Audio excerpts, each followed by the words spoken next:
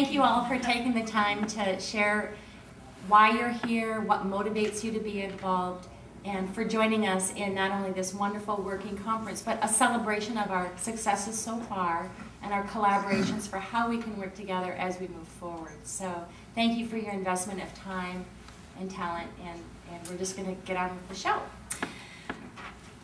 Okay, we have our first panel is about creating political will, and that comes primarily, at least for the focus of this panel, from growing a grassroots organization. And I'd like to introduce our panelists, and so what I'll do is, the bios are in your book, but I'm going to go ahead and read each, and then at the end of your bio, if you could stand, and then we'll just go straight into the program. First, we'll be hearing from Barbara Leach. She is the founder and president of My Rural America, a newer nonprofit that specializes in progressive communications to rural citizens, assisting them with the facts on how their elected officials have voted for or against legislation. Bread and butter issues affecting rural communities is the genre they go for, and those would be veterans benefits, farm bill, broadband access, education, and health care. She is the daughter of a World War II veteran and the mother of 2 sons.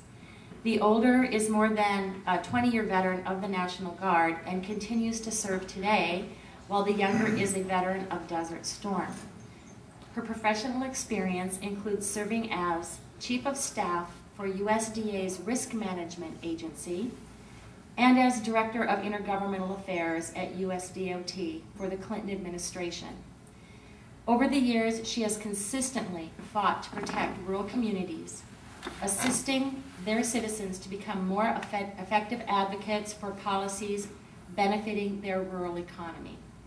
A graduate of the University of Maryland, University College, she has held senior positions in 4 national trade associations affecting policy changes in the general areas of real property, public and private education, and intellectual property. Please join me in welcoming our first panelist, Barbara Leach.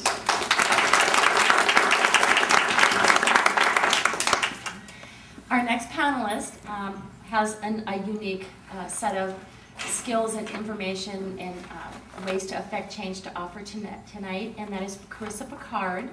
She is the founder and president of Military Spouses for Change. Through MSC, Carissa seeks to educate, politically empower, and mobilize the spouses of service members and veterans. The goal of Military Spouses for Change is to promote and protect the needs and interests of service members, veterans, and their families through public awareness and political action.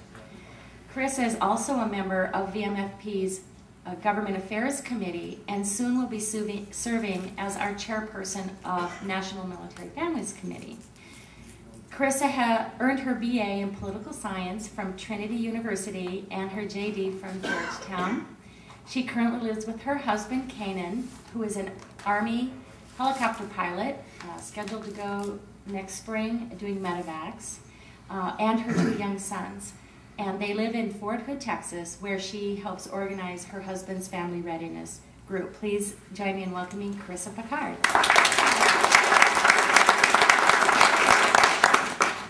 Wonderful. Quite a lineup so far. Our next panelist is Gwen Waltz.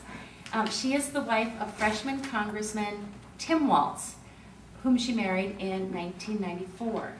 Before serving constituents of the 1st District of Mankato, Tim served the country within the Army National Guard, retiring as Command Sergeant Major of the 1st 125th Field Artillery Division, and was deployed with his unit in support of Operation Enduring Freedom. With a young daughter at home and a husband deployed, Gwen was able to identify and become a strong advocate of military family issues. The daughter of a high school counselor, small business owner, and physical education teacher, Gwen attended college at Gustavus Adolphus in St. Peter, Minnesota, where she worked as an accompanist to pay her tuition.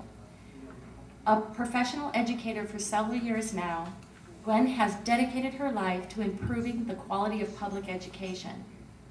In addition to her professional work within the Mankato school system, Gwen keeps very, very, very busy, my inserted varies, raising daughter Hope 6 and son Gus, age 1. Please join me in welcoming Gwen Wallace.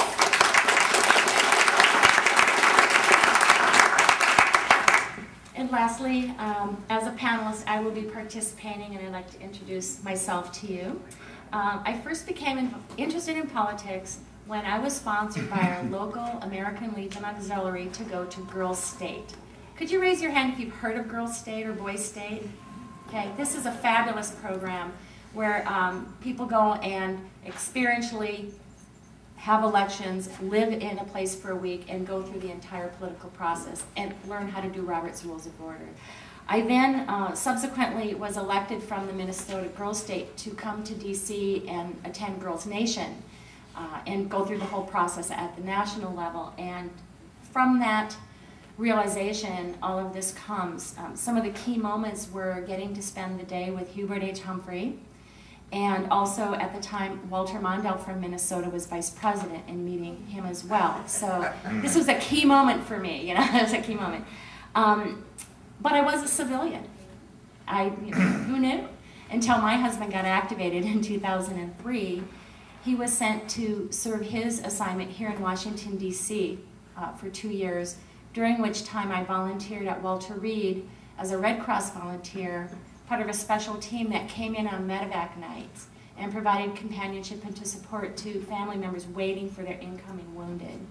And then eventually walking up with them to be briefed by the doctor and to confront what it's going to mean to be a military family from here forward to them. And I did then go on to become a founding member of Veterans and Military Families for Progress, and I'm here today finishing up my term as your National Secretary.